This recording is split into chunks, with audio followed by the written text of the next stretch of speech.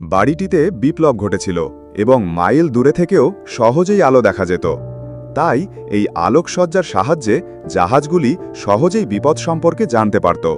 তাই যে ভিডিওটি সম্পর্কে আমি আপনাকে শুরুতে বলেছিলাম, তার ভাষায় লাইট হাউসে থাকার জন্য আপনি ৩০ কোটি টাকা পাবেন। আপনাকে কেবল নিশ্চিত করতে হবে যে লাইট হাউসের আলো জ্বলছে। আপনি কি এখনই এই কাজটি করতে আগ্রহী? ৭৫০ মন্তব্যে উল্লেখ করুন যে এই বাতিঘরটি প্রাচীনকালে নির্মিত হয়েছিল এবং এটি সারা বিশ্বে সামুদ্রিক বাণিজ্যের নিরাপত্তায় বিপ্লব এনেছিল। এটি প্রাচীন রাজার নেওয়া একটি খুব ভালো পদক্ষেপ, তবে প্রতিটি এনসিআরটি রাজাও ভালো। এই রাজারা ছোট ছোট অপরাধের জন্য এমন শাস্তি দিতেন যে সেগুলো দেখলে আপনার গা শিউরে উঠত। তাদের এই ৬টি শাস্তি নিয়ে আমি এই ভিডিওটি তৈরি করেছি। এই রাজারা ছোট ছোট অপরাধের জন্য এমন শাস্তি দিতেন যে সেগুলো দেখলে আপনার কাঁপিয়ে উঠত। তার এই ৬টি শাস্তি নিয়ে আমি এই ভিডিওটি তৈরি করেছি। আমি এটা তৈরি করে ফেলেছি। আমি আপনাকে অবশ্যই এটি দেখার জন্য সুপারিশ করব। এটি দেখার জন্য ধন্যবাদ। ৮২০ বার্ষিক বেতন $১.২ মিলিয়ন, অর্থাৎ ৩০ কোটি টাকা শুধুমাত্র এই লাইট হাউস থেকে পাওয়া যাচ্ছে। তোমার কি সাহস আছে পাহারার এই কাজটি করার? ৮৮২ এখানে কাজ করার সময় তোমার ওপর নজর রাখার জন্য কোনো বস থাকবে না। তুমি যখন খুশি আরামে ঘুমাতে পারো, আরামে ঘুম থেকে উঠতে পারো, উপভোগ করতে পারো। মাছ ধরো, তোমার কাজ হবে শুধু এই কাজ শুরু করা। নিশ্চিত করো যে লাইট হাউসের ওপরের আলোগুলো ঠিকঠাক কাজ করছে। এটাই একমাত্র কাজ। শুধু একটি আলো দেখাশোনার জন্য তুমি ৩০ কোটি টাকা পাবে। এটা ঠিকঠাক কাজ করে, কিন্তু দুর্ভাগ্যবশত সুসংবাদ এখানেই শেষ। আর খারাপ খবর হলো, জুম লাইট হাউস পাহারা দেওয়া পৃথিবীর সবচেয়ে বিপজ্জনক কাজ, কারণ এটি সমুদ্রের মাঝখানে। এর আগে তোমরা তোমাদের সিবিআইদের এই কাজের জন্য পাঠাও, আর এই কথাটাও শোনো যে তোমাদের এখানে আসতে বলা হবে। কেউ তোমার সাথে কথাও বলবে না, সর্বত্র একাকিত্ব থাকবে। আর সবচেয়ে বিপজ্জনক বিষয় হলো, এই এলাকায় খুব নোংরা ঝড় হয় এবং ঝড়ের ঢেউ ১০ মিটার পর্যন্ত আঘাত করে। টাওয়ারের কারণে এই কাজে মৃত্যুর ঝুঁকি থাকতে পারে। এই ছবিটি উদ্ধার অভিযানের সময় তোলা হয়েছিল।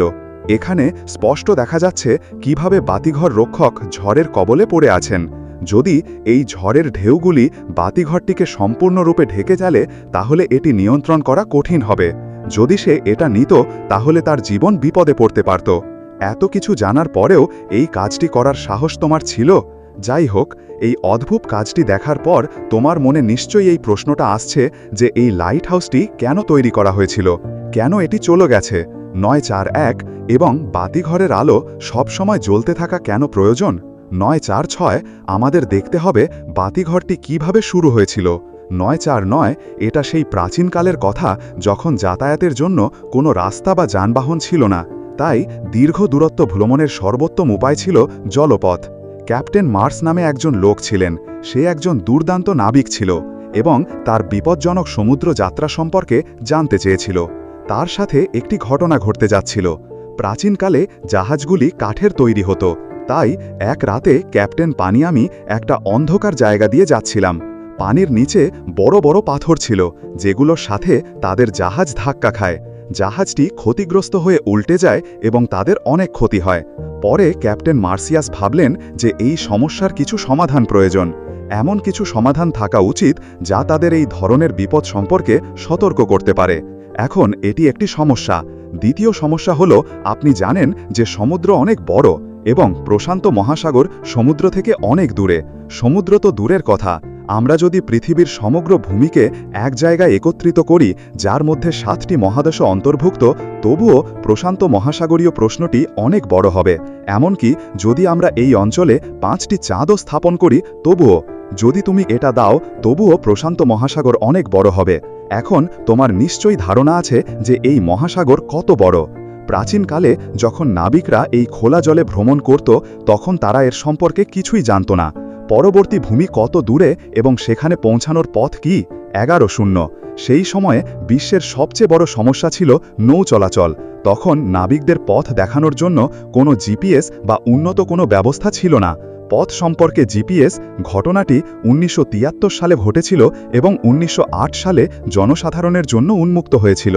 কখনো কখনো এমনকি গুগল ম্যাপেও স্ক্রিনে বাঘগুলি দেখা সত্ত্বেও আমরা ভুল মোড় নিই। তাহলে এই বৃদ্ধারা কি করবে?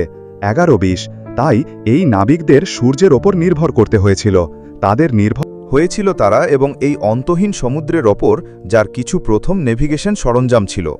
এই নৌ চলাচলের কারণেই প্রশান্ত মহাসাগর পার হওয়ার সময় আরও ৩-৪টি সমস্যা দেখা দিত, যেমনটা ক্যাপ্টেন এলএস পুরনো দিনে সম্মুখীন হতেন। যখন ক্যাপ্টেন তার ক্রুডের সাথে প্রশান্ত মহাসাগর পার হতেন, তখন হঠাৎ রাতে সমুদ্রে আটকে যেত। মেঘ এসে তারাগুলোকে লুকিয়ে ফেলে। তারা তাদের দিকে তাকিয়েই তাদের পথ খুঁজে পাচ্ছিল। আর তারপর সমুদ্রের এই অংশে একটি খুব শক্তিশালী ঝড় আসে এবং এই লোকেরা তাদের পথ হারিয়ে ফেলে। যখন সকালে যদি এমনটা হয়, তাহলে এই মানুষগুলো খোলা সমুদ্রে হারিয়ে গেছে। ক্রুডের কাছে খাবার বা পান করার মতো কিছুই অবশিষ্ট ছিল না। ক্ষুধা ও তৃষ্ণার কারণে ক্রুডের অবস্থা খারাপ। আপনার এটাও জানা উচিত যে আমরা মানুষ সমুদ্রের পানি পান করতে পারি না, কারণ এটি খুবই লবণাক্ত। এটি পান করলে মানুষের মৃত্যুও হতে পারে। তাই এই মানুষগুলো পানিতে থাকা সত্ত্বেও তৃষ্ণার্ত ছিল। অনেক ক্রু সদস্য মারা গিয়েছিল। ক্যাপ্টেন অনেক কষ্টে জমি খুঁজে পেয়েছিলেন এবং অবশেষে তারা সেখানেই থামে। এখন বিশ্বের প্রথম বাতিঘর শুরু হতে চলেছে। এটি ছিল মিশরের ভূমধ্যসাগরের কাছে প্রাচীন আলেকজান্ড্রিয়া শহর। সেখানে একটি কুলার ছিল। প্যাটালমিদা সেকেন্ড ফিলাডেলফিয়া সেই সময়ে এর রাজ্যটি বাণিজ্য সংস্কৃতির জন্য একটি উপযুক্ত কেন্দ্র ছিল। কিন্তু এই রাজ্যের জন্য সবচেয়ে বড় সমস্যা ছিল এর অবস্থান।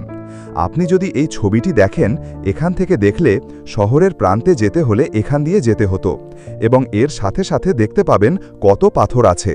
যখন রাতে বাণিজ্য জাহাজ এই জায়গা দিয়ে দ্রুত গতিতে যাতায়াত করত, তখন এই জাহাজগুলি জাহাজের নিচের ধারালো পাথরে আঘাত করত।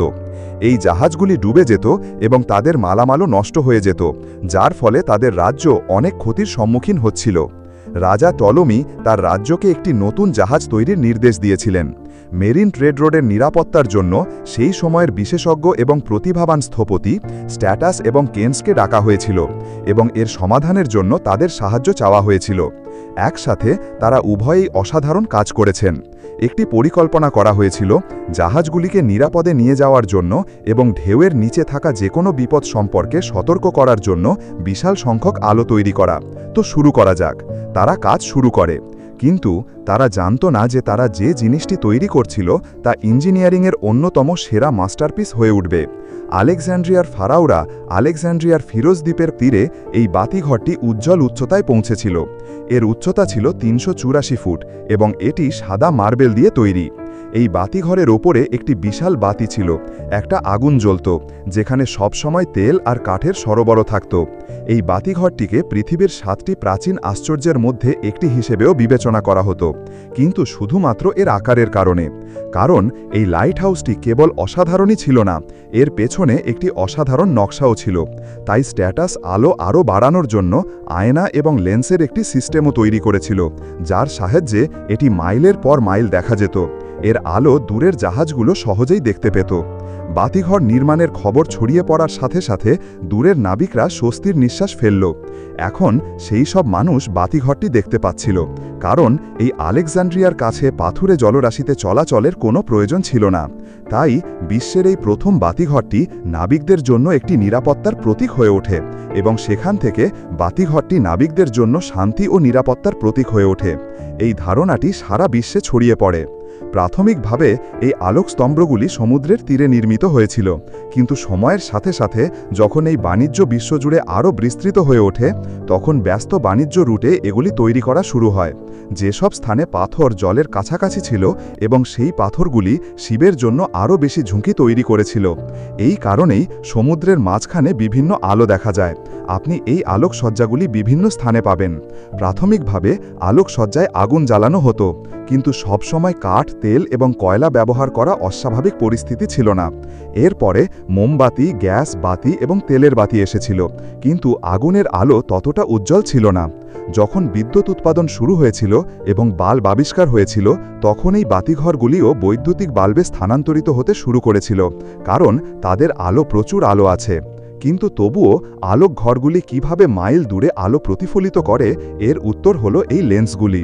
100 দশক পর্যন্ত এই প্রতিফলকগুলি আলোর উৎসের পেছনে স্থাপন করা হতো, কিন্তু সেই সময়ের প্রকৌশলীরা একটি জিনিস জানতেন: লেন্সটিকে আলোর সামনে রাখলে চলমান আলো আরও বেশি ফোকাস করা যেতে পারে। কিন্তু এখানে সমস্যা ছিল যে লেন্স যত ঘন হবে তত কম আলো প্রবেশ করবে।